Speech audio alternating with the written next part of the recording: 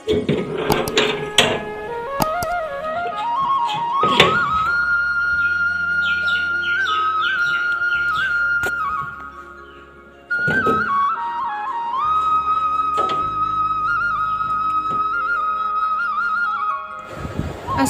আলাইকুম viewers, Bangladeshi blogger র49 পক্ষ থেকে আপনাদের সবাইকে আরও একবার ওয়েলকাম জানাচ্ছি।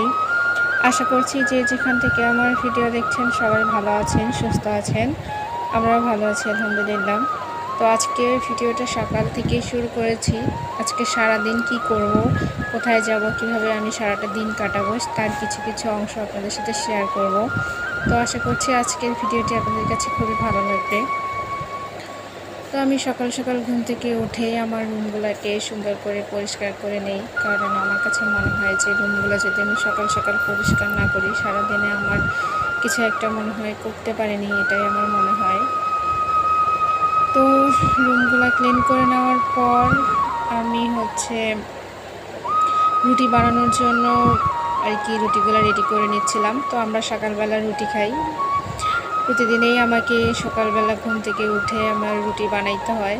তো আমার হাজব্যান্ড রুটির সাথে শ্যামাই এই জিনিসটা খুবই পছন্দ করে। তো প্রতিদিন আমাদের ব্রেকফাস্টে শ্যামাই মাস্ট থাকবে। তো আজকে আমাদের মোটামুটি বাজার শেষ হয়ে গিয়েছে, তো এই জন্য খুব অল্প অল্প পরিমাণে রেডি করে নিচ্ছি। যদিও বা আমরা মানুষ খুবই কম, আমাদের খুব বেশি একটা রান্নার ঝামেলা করতে হয় না, কিন্তু তারপরও আজকে একটু বাজার কম, সব কিছুই কম, তাই একটু কম কম করে রান্না করতেছিলাম। তো এটা আমি শ্যামাই রান্না করে নিয়েছি। এদিকে আমার হাজব্যান্ড রেডি হয়ে নিচ্ছে, বাইরে চলে যাবে। তো আমি আবার রুটিগুলোকে রেডি করে নিয়ে আলাদা করে রেখে দিয়েছি। সকালবেলা ব্রেকফাস্ট করে আমার হাজব্যান্ড যখন বাইরে চলে গেছে, তো আমি আবার কিছু কাপড় ছিল সেইগুলো আর কি একটু ধুয়ে দিলাম।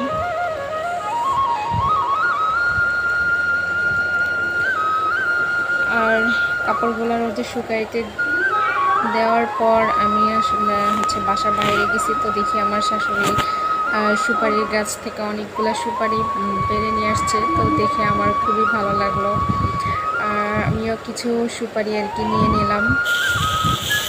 আর যেহেতু আজকে সারাদিন বাজার ছিল না, তো কী রান্না করি, এই জন্য ভাবলাম যে দেখি আর ঘরে কিছু আছে কিনা। তো আলু ছিল আর বেগুন ছিল, আর আলু বেগুনের তরকারি আমার কাছে খুবই ভালো লাগে। আমার হাজব্যান্ড বেগুন একদমই খেতে চায় না। তো যেহেতু দুপুরে আসবে না, এই জন্য আমি আর আমার শাশুড়ি আমরা দুজন মিলে আর কি চিন্তা করলাম আজকে আমরা আলু বেগুনের তরকারি খাবো। অনেক দিন পর, মানে লাস্ট কবে খাইছি আসলে আমার মনে পড়ে না। তো এই সুযোগে আর কি যাই হোক আলু বেগুনের তরকারি আজকে রান্না করলাম দুপুরবেলা। আর অনেক দিন পর আলু বেগুনের তরকারি খাইতে আমার তো অনেক বেশি ভালো লাগছে। তো আমার আসলে নর্মালি এই ধরনের তরকারি আমার খুব ভালো লাগে। আলু ছানা, ডিম ভাজি, ভর্তা ভাজি, এই ধরনের আইটেম আমার কাছে খুবই ভালো লাগে। আমার মনে হয় যেন এগুলো সবসময় দিলে আমি মনে হয় সবসময় খেতে পারবো। তো যাই হোক আমার রান্না কমপ্লিট হয়ে গিয়েছে। তো দুপুরবেলা আর অন্য কিছু রান্না করি নাই, আমি শুধুমাত্র এই ভাজিটুকুই করেছিলাম। তো দেখি দুপুরের পর অনেক বেশি বৃষ্টি হচ্ছিল, বেশ কিছুদিন ধরে এত বেশি বৃষ্টি হইতেছিল যে মানে ঘর থেকে বের হওয়ার মতো কোনো উপায় নেই। আর কারেন্টও সেই সাথে সাথে চলে যাচ্ছে, ঘর পুরো অন্ধকার হয়ে গিয়েছে। তো দেখতে দেখতে প্রায় সন্ধ্যা নেমে এসেছে, আর ঘরে থাকতেও ভালো লাগতেছিল না, সারাদিন অনেক বেশি বৃষ্টি। তো ভাবলাম যে আসলে একটু বাইরে থেকে ঘুরে আসি বা একটু হেঁটে আসি। তো এই জন্য আমি আমার ঘরের পিছনে একটু দাঁড়াইছিলাম। তো দেখলাম আকাশটা বেশ পরিষ্কার হয়ে গিয়েছে, আর মাগরিবের আজানও দিচ্ছে। বাইরে কিছু জিনিস ছিল, বৃষ্টি আসলে শেষ হওয়ার পর আমার কিছু জিনিস ছিল বাইরে, তো সেগুলো নেওয়ার জন্য বাইরে আসছি। তো দেখলাম যে বৃষ্টির পানিতে একদম সব কিছু ভিজে গেছে। আর রাতের বেলা আমার হাজব্যান্ড বাজার করে নিয়ে আসছে। তো দেখা যায় কী কী বাজার করে নিয়ে আসছে, যদিও বা আমি লিস্টের বাহিরে ওকে কখনোই কোনো বাজার নিয়ে আসতে দেখে নাই, কারণ ও আমার লিস্টের বাহিরে কখনোই কোনো বাজার নিয়ে আসে না। আমরা যেহেতু সকালবেলা শ্যামাই এবং রুটিটাই বেশিরভাগ খাই, তো এই জন্য এগুলাই নিয়ে আসছে। আর আমরা মানুষ কম হওয়াতে আমরা বাজারও খুব কম কম করেই করার চেষ্টা করি। অনেকেই আছে এক মাসের বাজার একবারই করে ফেলে, তো আমরা সেরকম করি না। আমাদের যখন যেটা লাগে আমরা তখন সেটা নিয়ে আসি এবং শেষ হয়ে গেলে আবার সেটা আর কি নিয়ে আসার চেষ্টা করি। আমার ফ্রোজেন আইটেম একদমই পছন্দ না, এই জন্য আমি কখনোই ফ্রোজেন খাবার আর কি রাখি না। আমি ফার্স্টেই এগুলাকে এখন গুছিয়ে নিব।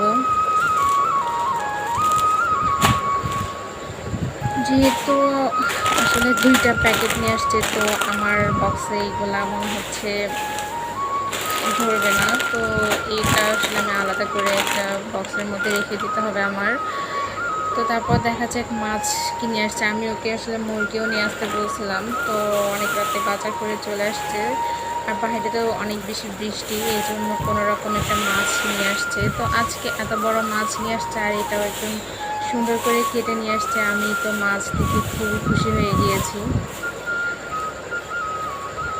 তো এই বিশাল বড় সাইজের মাছটা, এটা আসলে কি মাছ আমি বুঝতে পারতেছিলাম না।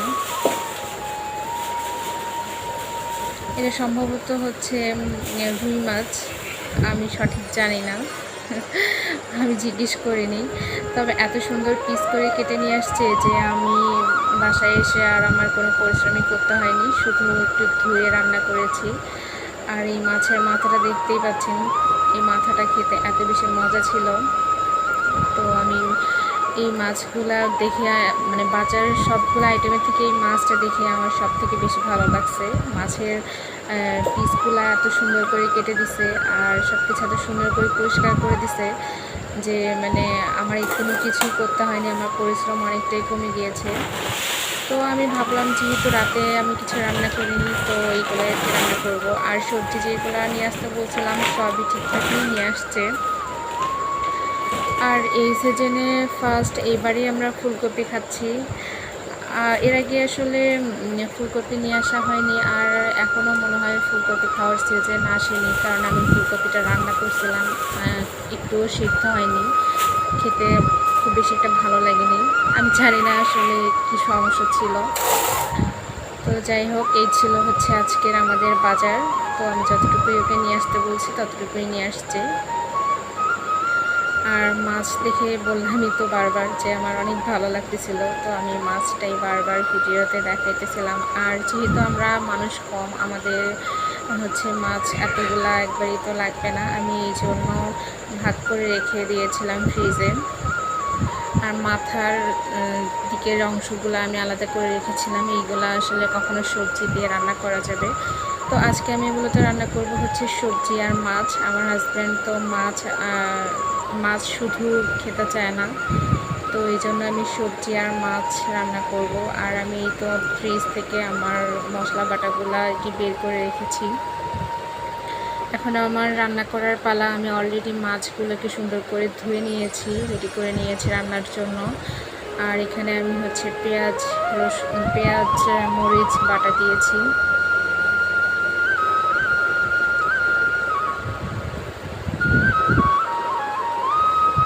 এরপর আসলে আস্তে আস্তে পরিমাণ মতো সব মশলাই আমি অ্যাড করব।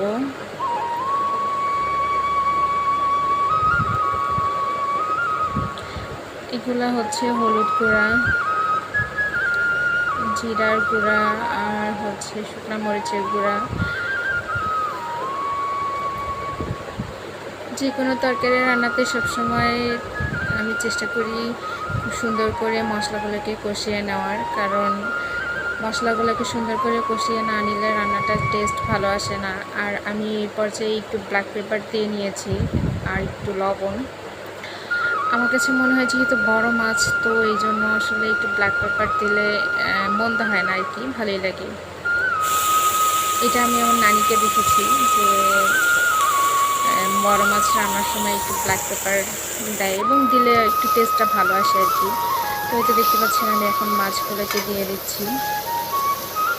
মাছের মাথাটা কিন্তু সাইজে বেশ বড় ছিল, জানি না ভিডিওতে এত ছোট লাগতেছে। আর মাছ রান্নায় তো খুব বেশি একটা নাড়াচাড়া করে দেওয়ার সুযোগ হয় না, তো দেওয়ার সাথে সাথেই ফার্স্টেই একটু নাড়াচাড়া করে দেওয়া যায়, কিন্তু পরবর্তীতে আর এটা নাড়াচাড়া করে দেওয়া যায় না। তো আমি এই জন্য ফার্স্টেই এটাকে সুন্দর করে নেড়ে চেড়ে দিচ্ছিলাম। তো এরপর আমি একটু পানি অ্যাড করলাম, পানি অ্যাড করে সুন্দর করে নেড়ে চেড়ে এটাকে আমি এখন ঢাকনা দিয়ে রান্না করব।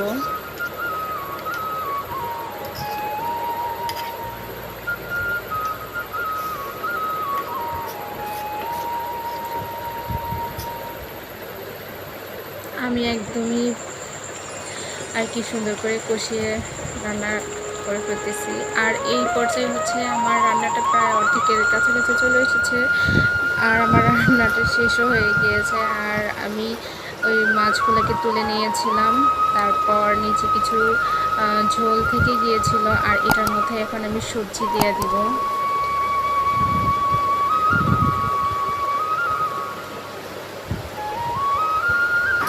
তো আমি কখনো এইভাবে রান্না করিনি, তো আজকে ভাবলাম যে একটু ভিন্নভাবে আর কি রান্না করা যায়, এই জন্য আর কি রান্নাটা করা। তবে এটাতে হচ্ছে খারাপ না, বেশ ভালোই টেস্ট ছিল। আমরা তো সবসময় সব কিছু আর কি আলাদা আলাদা করে কষিয়ে রান্না করি, তো আমিও তাই করতাম। তো ফার্স্ট টাইম আমি একটু চেঞ্জ করলাম, আমার ননদ বা আমার শাশুড়ি এদেরকে দেখে আমি ভাবলাম যে আসলে একটু ট্রাই করা দেখা যাক যে আসলে এটা কীরকম হয়। যাই হোক, খারাপ ছিল না, ভালোই ছিল। আর মাংসের কষানটাই তো আমি আলাদা করে তুলে রেখেছি, যখন সবজিটা হালকা হয়ে আসবে তখন আমি মাছগুলোকে দিয়ে দিব। তো এই ছিল আজকে আমার ভিডিও। আমার ভিডিও যদি আপনাদের কাছে ভালো লেগে থাকে তাহলে প্লিজ লাইক, কমেন্ট, শেয়ার করতে ভুলবেন না। এই তো আমার সবজি রান্না করা শেষ। তো সবাই ভালো থাকবেন, আল্লাহ হাফেজ।